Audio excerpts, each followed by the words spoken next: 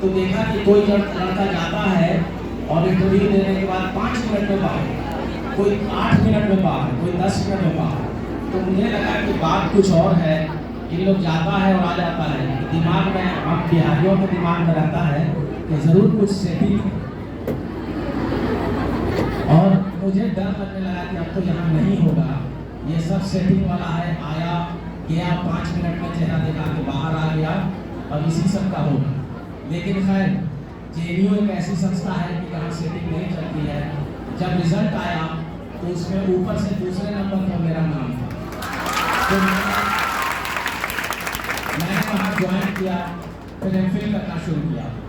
फिर एक दिन मुझे मौका मिला दिल्ली यूनिवर्सिटी जाने का, तो मैं दिल्ली यूनिवर्सिटी गया। उस समय मैं भी आप जैसा नौजवान था। वहाँ मैंने देखा कि कई लड़के बिल्कुल कान में बाली पहने हुए हैं और मोटरसाइकिल लिए हुए हैं।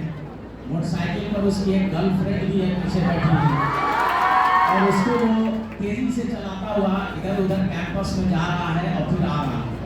तो मेरा एक दोस्त था दिल्ली यूनिवर्सिटी का, वो भी बड़ा सिंसियर था। आज वो भी IAS है और बल्कि अभी रिटायर किया है वो भी। तो वो मैंने उससे पूछा कि यार ये कैसे लड़के हैं ये देखो। तो उसने एक वर्ड यूज किया, ये सब BTM है, BTM है ना। हमने पूछा भैया ये BTM क्या है? तो उन्होंने बताया ये सब हमारे ही जगह के हैं, बिहार के ही हैं, लेकिन ये जो है ना बिहारी टर्निंग मोड है। यानी ये वही लड़के हैं जो बिहार से आए हैं, अपने माँ बाप को बेवकूफ बना रहे हैं, मोटरसाइकिल रखे हैं, गर्लफ्रेंड को घुमा रहे हैं और अपने आप को मॉड बता रहे हैं। मैं मॉड हो चुका हूँ, तो ये BTM है। तो वैसे BTM आपको हर जगह नजर आए। ये सिर्फ दिल्ली में ही नहीं, पटना की सड़कों पर भी BTM आपको नजर आते होंगे, है ना। तो आपको ध्यान रखना है कि ना तो आपको BTM बनना है और ना ही आपको फिसड्डी बनना है, बल्कि आपको अपने मकसद को पूरा करना। अब देखिए मैं बता रहा हूँ आपको, 2018 बैच में सब इंस्पेक्टर की बहाली हुई थी और करीब 1900 लड़के सब इंस्पेक्टर में बहाल हुए। और वो बहाली के बाद सेलेक्ट होकर के हमारे यहाँ राजगीर आए, बिहार पुलिस अकेडमी आए। उन्हें जब फील्ड में खड़ा किया गया तो लगभग आधी उसमें लड़कियां थी, लगभग। और जब मैंने इनकी मंच पर से, क्योंकि मैं वहाँ का सीनियर मोस्ट अफसर था, सबसे सीनियर अफसर था, तो मैंने एक दिन उन लड़कों और लड़कियों से पूछा कि अच्छा ये बताओ कि तुम लोगों में से कुछ लोगों ने कोचिंग भी किया? तो करीब 90% ने हाथ उठाया, कोचिंग किया। तो मुझे लगा कि वो लगता है कि बिना कोचिंग के कोई नहीं कर सकता। फिर मैंने ऐसे ही पूछा कि अच्छा ये बताओ, एक व्यक्ति है खान सर के नाम से, तुम लोगों में से किसी ने खान सर का कोचिंग किया? तो आपको यकीन नहीं होगा 70% लड़के लड़कियों ने हाथ उठाया।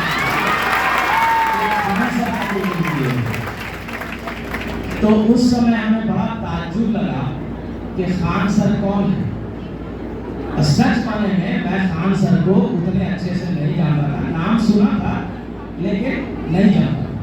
तब फिर उन लड़कों ने मुझे बताया कि सर खान सर का टॉपिकल वीडियो YouTube पर भी आप देखिए। तो मैं कभी कभी अपने ऑफिस में इनका वीडियो लगा करके देखा करता। वास्तव में इनकी जो स्टाइल है, जो टीचिंग है, पढ़ाने का जो लहजा है, और सबसे बड़ी बात यह है कि ये आपको मदर टंग में, मादरी जुबान में पढ़ाते हैं। जो आजकल के शुक्रिया सर आपका। एक्चुअली हमको कभी ये ना बताना पड़े कि हमारे कितने लड़के सेलेक्ट हुए।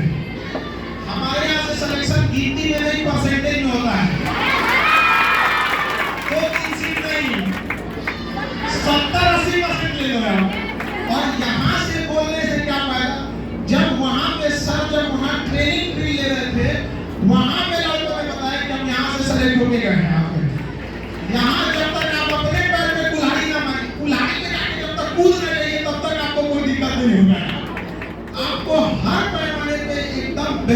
मिलेंगे। आपको दो रास्ते हैं चुनने कि सबसे बेहतरीन शिक्षक और इंटरव्यू पैनल और मार्गदर्शक कौन है, ये आप खुद से सेलेक्ट कर लीजिए, या तो आप पता कर लीजिए कि खान जीएस में कौन-कौन पढ़ा रहे हैं आप। दो रास्ते हैं आपके पास, ये बताइए ही पड़ेगा।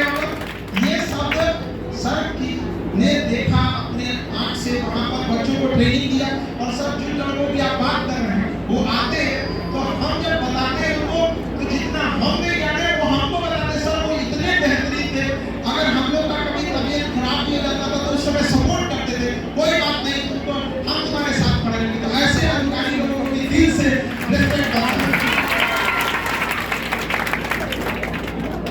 तो जब मैंने वीडियो का देखना शुरू किया तो मैंने पाया कि वास्तव में इनका जो स्टाइल ऑफ टीचिंग है वो बहुत ही अपीलिंग और बहुत ही अच्छा इसलिए है कि देखिए, जब आपको कोई बात बिल्कुल आपके भाषा में, जो भाषा आप घर में बोलते हैं, जो मादरी जुबान कहलाती है, उसमें अगर बताया जाए तो आपको वो फिर रटने की जरूरत नहीं पड़ती है ना, आपको वो दिमाग में बस जाता, और फिर उसको आपको कोई जरूरत नहीं है रिपीट करने का, याद करने का, रटने का कोई जरूरत नहीं। आप रटते क्यों हैं?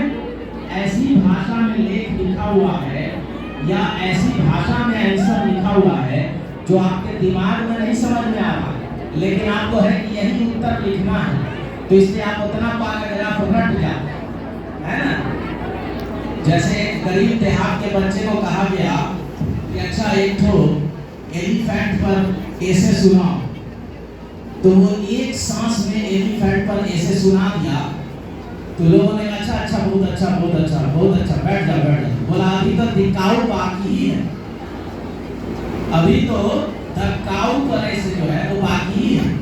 तो इसलिए कि वो रटे हुआ था, उसको था कि यही सुना देना है, मेरी विद्वता समझ में आ जाएगी, वो नहीं है। आजकल लोगों में एक फैशन सा चल गया है कि हम इंग्लिश बोले, है ना, हम इंग्लिश बोलेंगे तो हमारी इज्जत होगी, हमको ज़्यादा अच्छा समझा जाएगा। और ये इस कदर चला गया है कि अब हालत ये है कि माँ जो होती है, आजकल की नई माएँ, वो अपने बच्चों को, जो छोटा बच्चा है, उससे अपने भाषा में बात करने के बजाय इंग्लिश में बात करते हैं। उनका एम क्या है कि मेरा बच्चा शुरू से इंग्लिश सीखेगा तो अच्छा हो जाएगा। भाई इंग्लिश सीखने के लिए भी उसको सही ज्ञान पहले हिंदी में ही देना है ना। अब एक छोटा सा जोक है कि एक बार एक छोटा सा बच्चा, देखिए ये जोक आपको समझ में आए तो आप बताइएगा कि एक छोटा सा बच्चा अपनी माँ के साथ पार्क में टहल रहा था। थोड़ा दूर गया तो उस बच्चे ने पूछा, mummy mummy what is this? तो उसने देखा, बोला ओ बेटा दिस इज क्रो, कौवा है ना, दिस इज क्रो। वो बच्चा समझ गया। फिर थोड़ा दूर आगे गया तो उसी तरह की चिड़िया एक बैठी हुई, वो चिड़िया जो थी वो क्रो माने कौवा नहीं था, वो कोयल थी, ठीक है। बच्चे ने फिर पूछा, mummy mummy what is this? Mummy ने देखा, अब मम्मी को वो कोयल का अंग्रेजी नहीं पता, तो मम्मी ने वो बोला, तो बेटा this is also crow with sweet voice.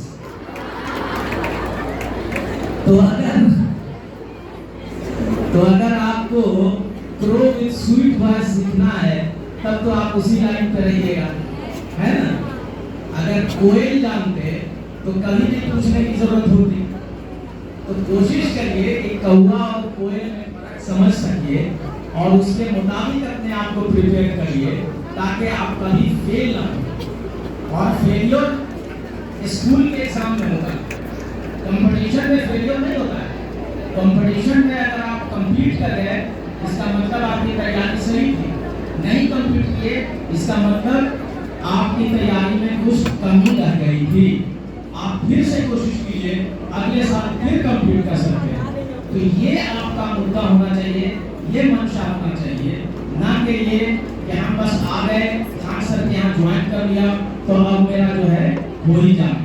ये नहीं, आपका प्रिपरेशन उस ढंग से होना चाहिए। और अब आज के डेट में देखिए, आज के डेट में खान सर का जो है, एक तो खान सर खुद अपने आप में कंप्लीट इंस्टीट्यूशन है, और दूसरे अब इन्होंने अपने मेहनतों से, अपने कोशिशों से बहुत अच्छे अच्छे विद्वान टीचर्स जो हैं, जो दिल्ली में पढ़ाया करते थे, उनको भी इन लोगों ने बुला लिया। अब आपको और चाहिए क्या? अब तो मैं कहूँगा कि अगर आप नहीं कंप्लीट कर सकते हैं, अगर इतने के बावजूद आपका कंपटीशन में रैंक नहीं आता है, तो फिर हम लोग जो घर में किसी को कहते हैं बड़ी आप है ना, तो ये नहीं होना चाहिए। आपको किसी भी हालत में मान के चलिए कि इस बार जो वैकेंसी निकली है उसमें का एक सीट आपका